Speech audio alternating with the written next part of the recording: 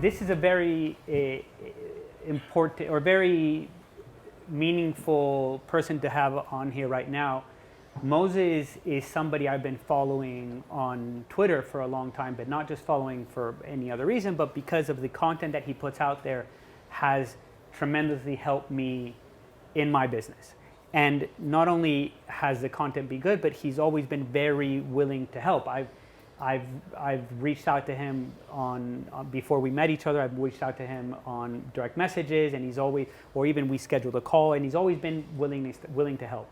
So for me, he has been the inspiration of my Twitter account and of this event. So for me, I feel very happy that he's here, and he took the time to come all the way from Los Angeles to be with us here and explain his journey, because if I've benefited from this, I think everybody else can benefit from this, and I just want to give that opportunity. So I'm going to give you the mic.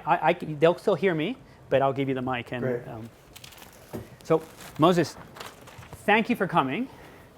Thanks for having me. Well, I think we were just talking about it right now. Maybe to give a little bit of context of who you are, what's your business, where you come from, and how you've achieved what you've achieved. Sure, but first I want to say thank you for having me. And lo siento, su inglés es mejor que mi español, entonces lo siento. Okay, who am I, and how did I end up sitting here in Spain on the other side of the world? My name is Moses Kagan. I am the co-founder of a company called Adaptive Realty. We buy and renovate and manage apartment buildings solely currently in Los Angeles, within the city of Los Angeles. Over the past 14 years, we have renovated 110 apartment buildings, totaling probably 700 or 800 units. We currently own 53 or 54 buildings with investors, totaling 500 apartments, worth, I don't know, depends on what you think values are today, but given where interest rates are going. But probably our portfolio is worth $200 million. And then we also have a property management business through which we manage our own buildings, but also another 60 buildings totaling about 450 apartments for third-party owners, for buildings that we do not own, we just manage. I guess I should say, maybe interestingly for all of you, and we can talk about how this worked, but the total amount of capital that my partner and I put into the business in order to build this portfolio that is now worth 200 million or so is probably like $200,000 or $300,000.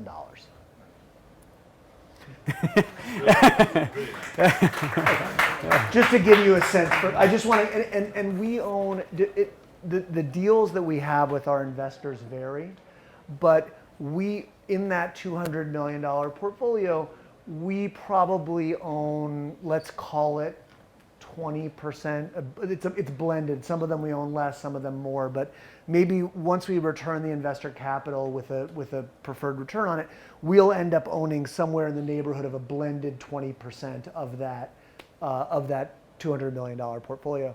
And again, that's with very little outside capital. And we can talk, I guess we'll talk today about how that happened and maybe how you can do it too. Well, before we go into that, just maybe you can also explain the business model of how, I like how you buy and then you finance afterward, right? Yeah, so maybe let's talk for a second about traditional real estate private equity in the United States. So, and I don't know what the Spanish term is, but do you guys call it IRR here? TIR, sí. Okay. TIR, yeah. Okay. So normal real estate private equity in the United States is you buy a building, you fix it up, and you sell it as quickly as possible. And you use as much debt as you can because you're trying to maximize the IRR. Is that kind of clear? Okay. So we have never done that. We have always felt that if you own really good buildings in a really good location like Los Angeles, that it's insane to sell them. Like, why would you sell a building in an area where it's very hard to build more buildings and there's almost unlimited demand for apartments? So from very early on, our business model has been as follows. We buy with cash, we renovate with cash, and then once the building is finished and all the units are rented and stabilized, we go to a bank and we say, hey, look, what do you think this building is worth? And usually it's worth somewhere between 20 and 40% more than what we invested in the building. And that is enough that historically, this doesn't work today, by the way, because of interest rates, but historically what we have been able to do is get a loan from a bank that allows us to pull all of the investor money back out. So we've taken the investor money to buy and renovate the building, we then get a loan and we are able to give the investors all their money back. And thereafter, we just own it, we collect the rents, we pay the expenses, and we pay the loan and distribute the free cash flow to the investors. So it's sort of like a permanent cash machine. Once the investors have their money back, it's like they own this building for free, effectively. What loan to value do you get? Good question. Historically, we have been able to get in the range of 65 to 70% loan to value. But the key there is it's not loan to cost, right? Like if we invest $1 million in a building, it's not 65 or 70% of $1 million. It's the buildings, if we invested $1 million, the building should be worth $1.3 million. And then we can get a loan for 70% of $1.3 million. And if you think about the math, you'll see that that's basically allows you to get all or almost all of the original $1 million back out. Is that clear? Yeah, okay. That makes sense. So you end up with all the money back after. Yeah, they typically, I mean, we used to be able to do them in sort of 16 months or so from beginning to end. More recently, it's like 2 years, 2.5 years. COVID was incredibly painful for us, as it must have been for many of you. The construction during COVID was a disaster. Both labor got much more expensive and harder to find. The supply chain, we buy a lot of things that come from China, windows and appliances and things like that. Everything got delayed. So these projects that used to be, like I said, sort of 16-month-ish projects sort of started taking 2.5 years, which is painful. But again, because we don't use debt, typically it wasn't fatal. It was annoying, but not fatal. Thank you, Moses. I think we've set the stage of this massive achievement of what you're doing, and the question that a lot of people here would be asking, or a lot of people normally ask, is, hey, I'm an operator, I know what I'm doing, I'm good at what I'm doing, but how do I get these investors to give me money and trust me with their money when I don't have a track record, or when I'm just really good at doing the real estate part. I'm not really good at raising capital. This was my question too. Yeah. So how do you do? Tell us that story. I want to be clear. My family had always owned a few tiny apartment buildings, and by tiny I mean like maybe my parents owned 10 total apartments when I was growing up. So I was familiar with the business, but we were not, my parents are not rich. So when we started in the business, the capital came from friends from school and from university. But rapidly you learn you need, real estate is, I'll never forget actually, I sat down for lunch with our first big investor, as a friend of mine. And I told him, I said, you know, I love real estate, I love operating real estate, but I hate raising money. And he looked at me like I was an idiot. And he was like, ding dong, you are in the most capital intensive business in the entire world. You can't hate raising money if you're in real estate. You will not be in real estate very long if that is if that's your opinion. And so for me, the challenge has been, how do you, I don't come from a particularly rich family. I don't play golf. I don't know a lot of billionaires. So how do you accumulate capital to do this business that we love and we're good at? And the answer came to me in a weird way. There's a book that I came across probably 12 or 14 years ago called Permission Marketing by a guy named Seth Godin. And the examples in the book are out of date and everything now because it's older, but it's a spectacular book. And basically, the concept is that mass market advertising, the way advertising has always been done, is interruption. You're watching a program on television, the advertiser pays to interrupt that program and show you an ad for beer or a car or whatever, okay? And that's frankly annoying. And it depends on a mass market. And what Seth Godin was arguing was that there's a way of marketing that is not interrupting. It's instead of taking value and ruining the experience, you actually add value and improve the experience. And the way you do it is by teaching. You put out valuable content, people learn from it, and because they get value from your teachings, they are very happy to give you their contact information so that you can keep teaching them. Okay? And then over time, as you teach them, you develop trust. And then when you come to them and ask for a sale, whether it's to sell, a house or a car or whatever, or in my case, to sell an investment, that you have already built an enormous amount of trust and you're starting from a position of strength in that negotiation, that conversation with the customer. So anyway, that was the book I read. And so I started writing a blog. You guys all probably remember blogs. I don't know if anyone writes them anymore. Mine is kagansblog.com. I haven't written on there in years, but I leave it up because, for a number of reasons which we can talk about. But for every day for 5 years, the first thing I did when I got into the office was write a short article about some aspect of buying, renovating, or managing apartment buildings in Los Angeles. And you would think this is a very boring topic, right? I mean, who the hell reads a blog about such a dumb topic? And indeed, the readership was tiny. For a mass market publication, they want millions of people reading, and I had maybe 10,000 people reading at most.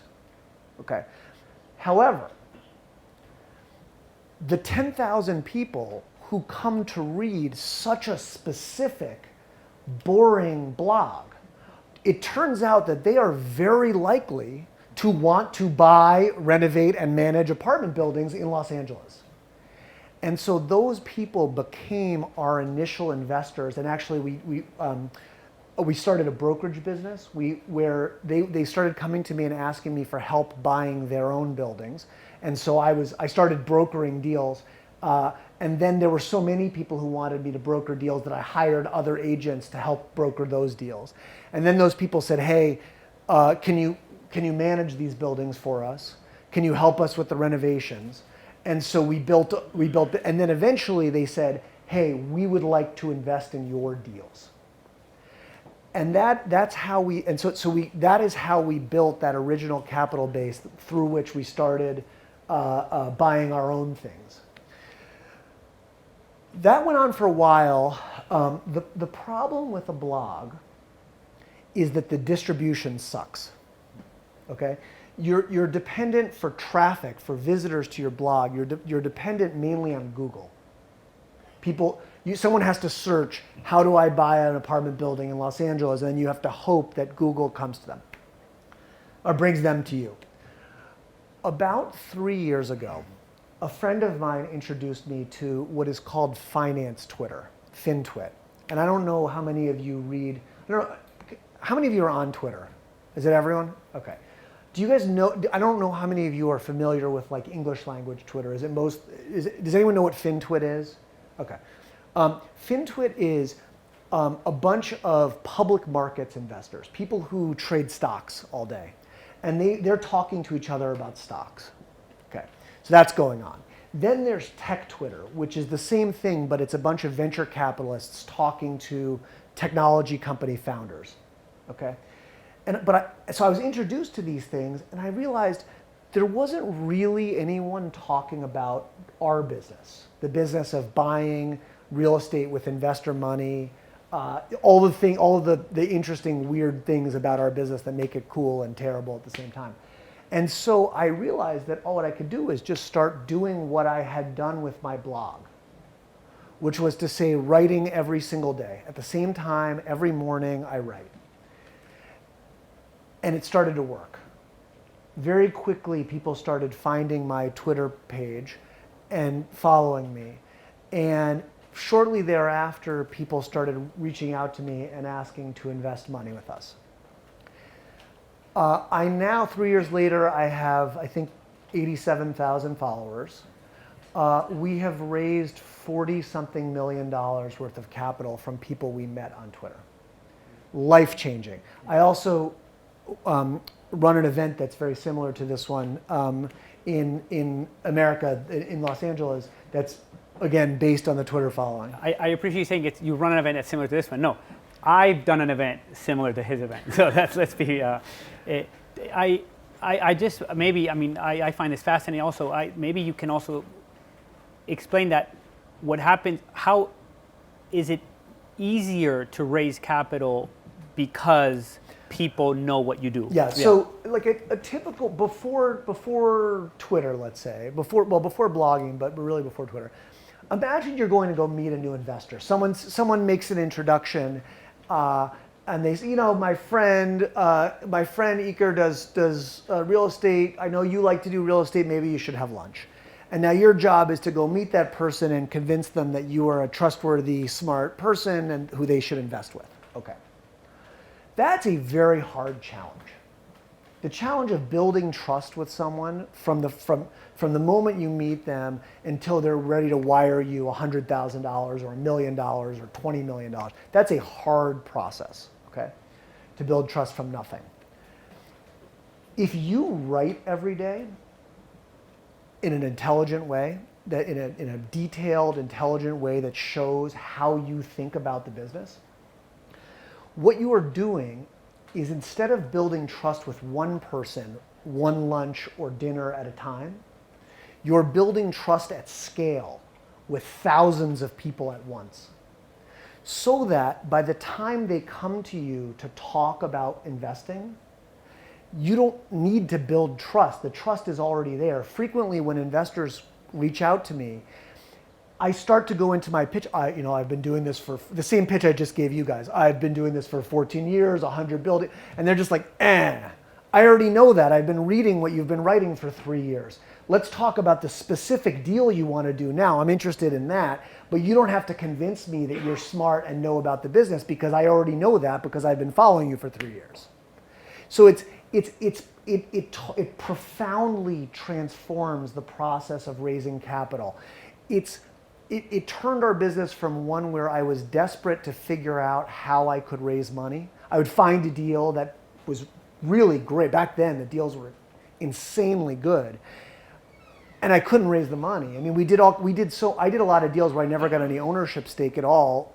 We just did them for cash fees because I couldn't raise the money to get ownership stakes, if that makes sense. Which, when I think about it now, I would be so much richer if I owned a lot of those buildings that I did for cash, but I didn't know any rich people.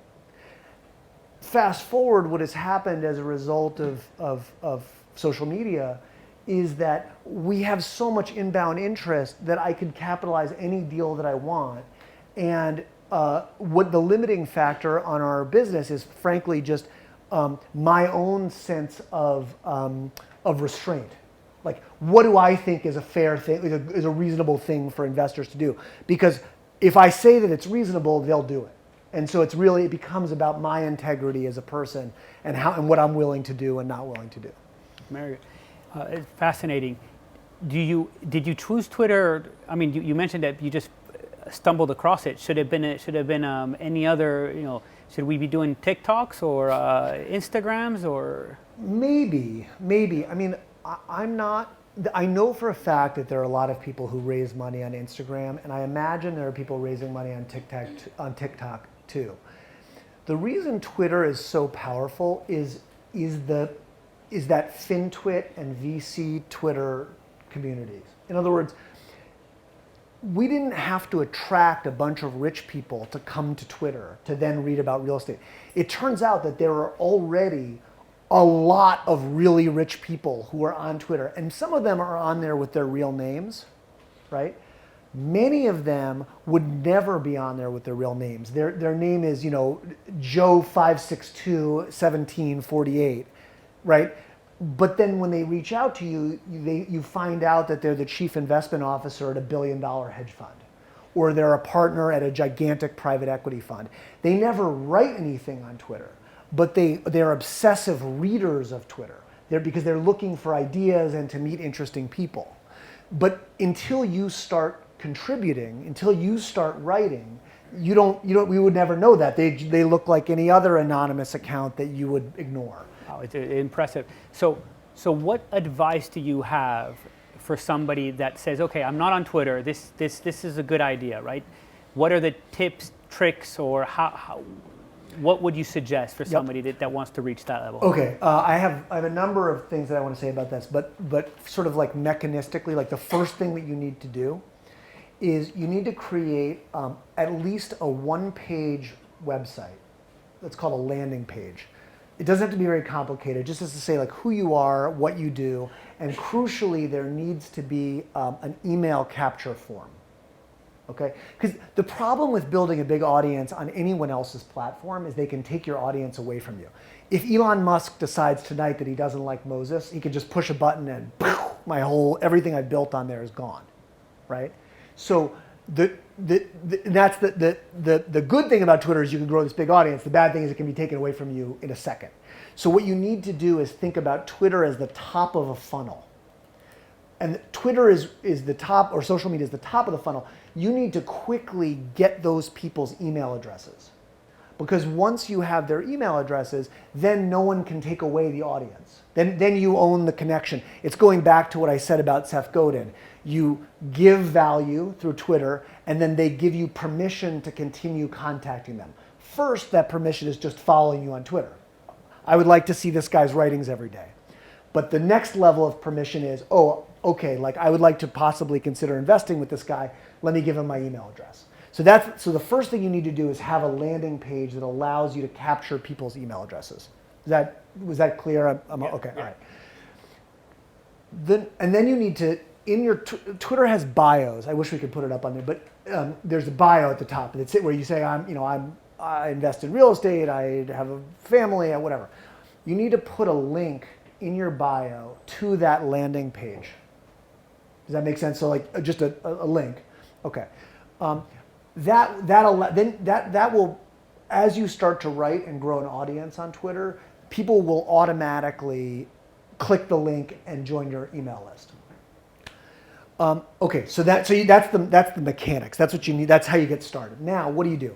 You write every single day at the same time. Ideally, you write a couple of tweets, but at a minimum, one good tweet every single day. I wake up at 5:15 every morning to drink coffee and then lift weights, and mine is 5:45 every single morning.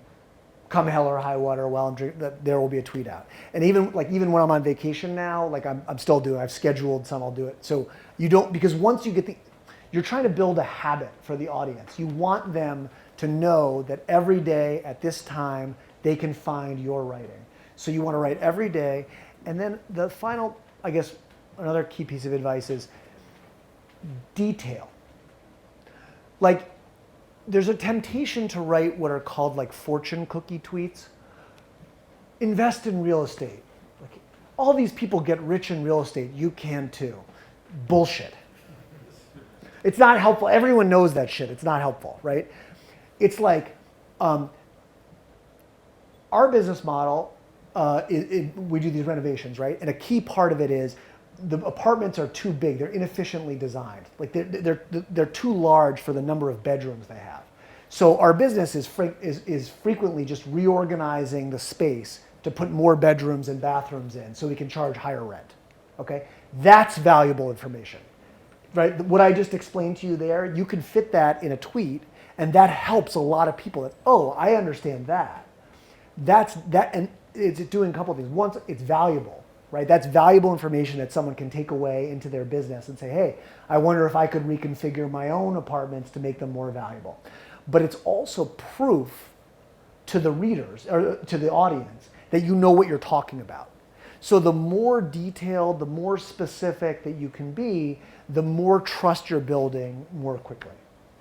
I just want to add that for me, writing at the same time also helps me build that habit, right? You say for the I think one of the things so I'm interested in the craft of writing. Like as you could, I wrote my blog for 5 years, and I've been writing my Twitter now for 3. Like in some sense, I've become a professional writer.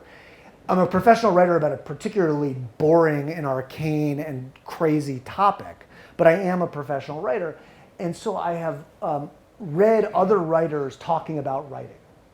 And the consensus, if you Ernest Hemingway, Joan Didion, and you name it, every author that I've read about writing basically gives the same advice, which is get your ass in the seat at the same time every day in the same place and work. And what that does is it trains your own brain to be creative at that time every morning. And so it takes a process of writing that can be quite painful, and it makes it so that your brain is doing it subconsciously, so that when you sit down at that time, at the same time every day, very often you will already know what you're intending to write about, even if you haven't thought about it consciously. And so you mentioned being very specific, and there's always, I think, the first reaction from a lot of people is, wait, but if I tell people what I'm doing, my competition is going to copy me. How do you manage that? Yeah, I mean, so this has been a problem with my blog. My blog created so many competitors for me. Still, to this day, people find it, and they're like, I should compete with Moses. And they do, and it's really, really annoying.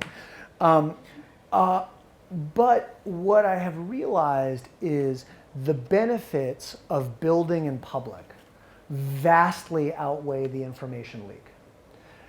The opportunity, that venture capitalist who wrote us that $20 million, in a million years I wouldn't have met that guy. He lives in Los Angeles. I mean, in theory, but in real life, how do you meet someone like that?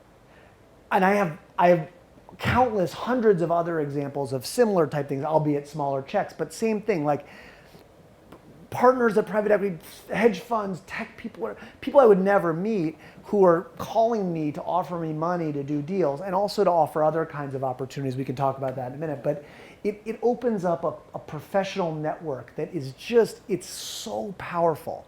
And so yeah, you're giving up some of your secret sauce, and that's scary, but the benefit of growing an audience and the opportunity that unlocks vastly outweigh the information leak. Just to circle back, make sure we don't, you mentioned you keep the blog. Do you keep the blog only for the mailing list or also for the information that's up there? At this point, it's irrational for me to have the blog up. In other words, I'm not gaining really any value from having the blog up. And it is creating competitors. So like, you might ask, why the hell are you, like, why don't you take it down? I have an impulse towards teaching. Like if I were not greedy, I would be a teacher. Like I like money, so I'm in real estate. But if I didn't like money, I would be a teacher. And so why do I keep the blog up? I keep the blog up because I remember what it was like to start doing this business 14 years ago with no mentor. My father wasn't in the business. I didn't go to school for this business. I had to figure it all out on my own. And I made so many mistakes. I mean, you name the mistake, we made it. We did renovations without permits. We paid for things in cash. And then our accountant said, you morons, like we have to file taxes. Like, what do you mean you've been paying people in cash? Like, you name the mistake, we made it, okay?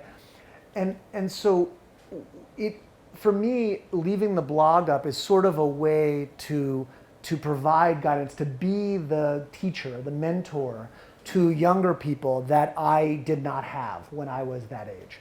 And so I kind of, the truth is that even though it's not good for my business, I do it almost as like, I don't know, public service or something. I mean, I highly recommend it. I think you can one day print that into a book of how to do it. I mean, it's amazing content because it allows you to go deeper instead of just Twitter. Just wanted to ask you also, Moses, what's your opinion on Twitter allows for anonymous accounts? So what's your opinion on those? Well, it's a really interesting question. I mean, it certainly hurts you from a fundraising perspective. right? Like being the fact that my name is on the account and I'm accountable for everything I say is crucial for trust building. Now, that being said, there have been people who have managed to grow large followings and also to raise a lot of money from Twitter using anonymous accounts. I am uncomfortable with that. I think that part of this is like a little bit like the Wild West right now. Twitter is so good for fundraising, and so many people have figured that out. That there is a lot of room for misbehavior. There's a lot of room for scamming people, stealing their money, if that makes sense. And so the idea that anonymous accounts can raise money scares me because there's no accountability. So I think I would recommend, if you are going to go down this path that I'm describing, that you do it with your real name. Fascinating. Fair enough. Should we move into kind of the evolution and talk about Reconvene? Sure. I mean, so one of the surprising things, I like teaching, as you can tell, and so I grew this Twitter following. And the key reason that I did it was to be able to raise capital. Like very early on, people started saying, "Hey, I like what you write here. Can you take $100,000 or can you take $250,000, whatever it was." What I have learned is that as your audience size grows, many other interesting opportunities emerge. The first one that I could think of that we did was Reconvene, and so we have this event. We just did the second one this year. Maybe we should explain what Reconvene is. Yeah, so it's basically people like you. It's operators of real estate, people who do deals. Roughly 70% are those people. Roughly 30% are just passive investors, people who are just looking for interesting things to invest in. So that's the kind of the mix. People come from all over the United States. Some people come from Europe, Canada, Mexico. And this past year we had 280 people come. Average ticket price, call it like $3,500, $4,000, something like that. So you can see that's actually a real business. I mean, it's small relative to what we do in real estate, but it's a profitable, serious business. And the profitability doubled this year, and I expect it will probably double again next year. And that's an opportunity that it doesn't. There are conference companies. There are companies that put on events, right? Anyone can rent an event hall and get a microphone and some lights and a camera. The question is, can you sell the tickets? Okay? Imagine though, if you had an audience of, call it 50,000 people, and before you rent the event hall or pay for the camera or the lights or the microphone, you could just put on to that audience, "Hey, would anyone be interested in coming to a conference?" And then lots of people say yes. And these, okay, would you put down, here's some dates. Would you put down a $100 deposit? 300 people put down a $100 deposit. And so now you know that you can launch the conference and it's going to work because you already know that there's demand for it. Does that make sense? It inverts. It's not build it and they will come. It's figure out if they want it, and if they do, then you can just easily build it. It radically transforms business to have that kind of an audience. And so what's the end game now of Reconvene? Do you want to keep growing that, or do you want to where do you see that evolving to? Yeah, we're going to keep doing. I mean, we'll see if we add another. We have a lot of demand to do an East Coast version, like a New York or something version, and so we'll probably keep growing that. But we have other opportunities too. I mean, I don't want to say too much because we haven't announced it yet, but I'm in talks to launch a business helping other people do what we do in other parts of the country and probably the world. And that opportunity, and it's really serious people with really serious money, and the opportunity is purely because of the audience. It's a business that just is totally unlocked by the power of having a big following. Okay, well, just to kind of continue that evolution, right, and that train of thought. So you've built the audience, you're raising money. I know you've talked about this before. Maybe you can explain your thought on fees and making sure that this is that sometimes people are saying, well, I'm grateful to get some money, so I'm not gonna, how do I charge investors for this, right? Yeah. Okay. So let's. I think this is going to blow your minds a little bit, just given what I know about Spanish real estate. Let me just. So on a normal deal, like let's say a $5 million deal for us, we do small deals, but lots of them. So we're renovating 10 buildings right now. On a normal deal, maybe my partner and I will put in $50,000 or $100,000. We will get back in fees, call it $200,000, $250,000. No risk. Immediately, that's happening. However the deal turns out, we're getting paid that. And then, if the deal goes well, we end up owning 30% of the building. Like, think what that means. Remember in the beginning of the conversation when I said we've only used a couple $100,000 of outside capital to end up owning this huge portfolio? It's because fundamentally the mechanics are that we get paid more in cash fees than we put into any deal, and then we also get ownership if the deal goes well. It's a standard real estate private equity model, but it is insanely powerful. And it in the sense that it's a, I don't know if you have the expression in Spanish, but it's a perpetual motion machine. It doesn't require that I start out with very much money. The growth of our business is not constrained by how much capital my partner and I personally have, if that makes sense. Yeah, that's great. So basically, the recommendation is make sure you charge. Yeah. So charge. Okay. Yeah. Sorry, I gave Iker a little lecture about this yesterday, and maybe I'm going to repeat it to all of you guys.